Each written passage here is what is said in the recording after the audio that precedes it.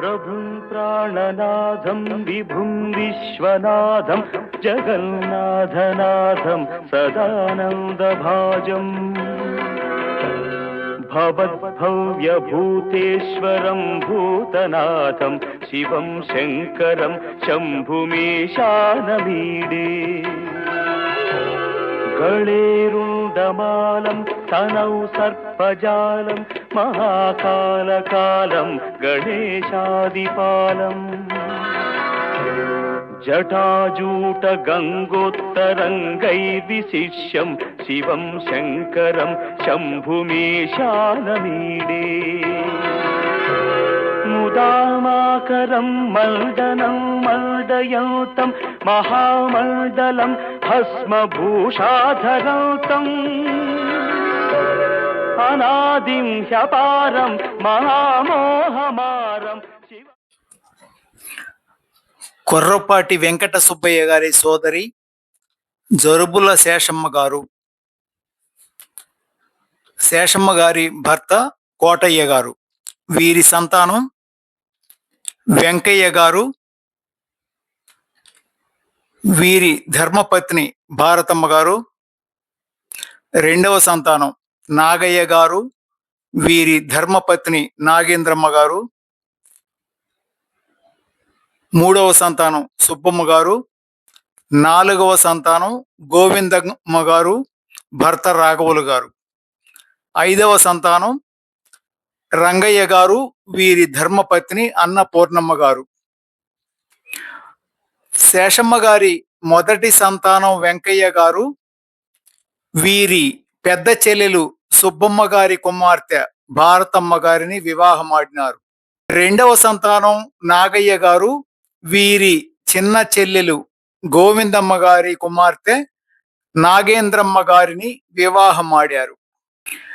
వీరి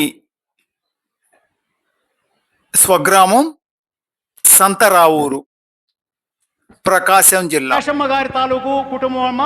శేషమ్మ గారికి జరుబుల నాగయ్య గారు సంతానం, నాగయ్య గారి భార్య నాగేంద్రమ్మ గారు, వీరి సంతానం ఆంజనేయులు గారు కుమారుడు, నాగేంద్రమ్మ గారి కుమారుడు ఆంజనేయులు గారు. ఒకళ్ళేనమ్మా. ఓకే, మీరు చెల్లి చెల్లి చెల్లి ఆంజనేయులు గారు, మీ పేరు రమాదేవి, రమాదేవి గారు. వీరిద్దరు సంతానం అండి, ఇద్దరే కదా. ఆంజనేయులు గారి భార్య అనంతలక్ష్మి గారు, అమ్మాయి కొడుకు ఆంజనేయులు గారి కుమారుడు సురేష్, ఇంకొక అబ్బాయి రాలేదు, ఇంకొక కుమారుడు ఏం పేరు సురేష్, సుధాకరు అనే అబ్బాయి కోడలు రమణ గారు, అమ్మాయి రమణ. సుబ్బయ్య తాత గారి సోదరిమణి శేషమ్మ గారి కుమారుడు జరుగుల నాగయ్య గారి కుటుంబం అనేది. నాగేంద్రమ్మ గారు నాగయ్య గారి భార్య. ఇది వీరి కుటుంబం.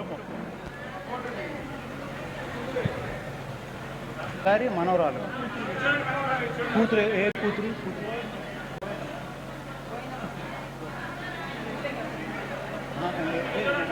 రాశారు.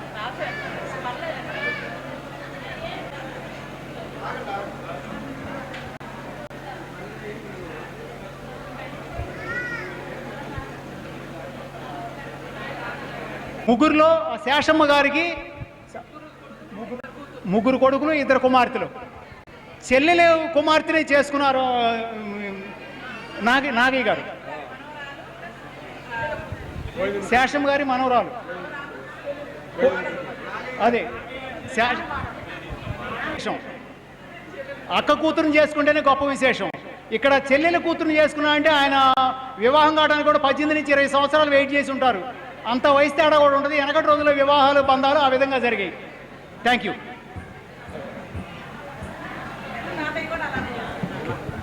ఇప్పుడు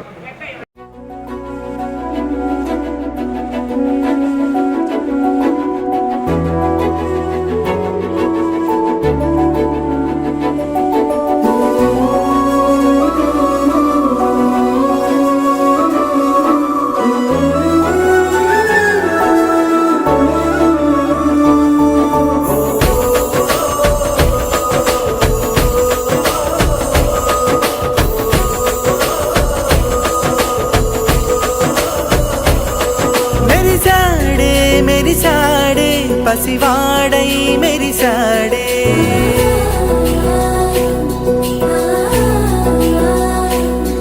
మెరిసాడే మెరిసాడే పసివాడై మెరిసాడే.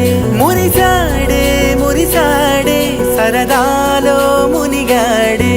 తన వారే వస్తుంటే అదుపింకా మరిచాడే. మనసంతా వెలుగేన ఇక చీకటెళ్ళింది తెల్లారి నీ నవ్వుతోనే. 10 మంది ఉండగా ప్రతిరోజు పండగే. పడి నవ్వు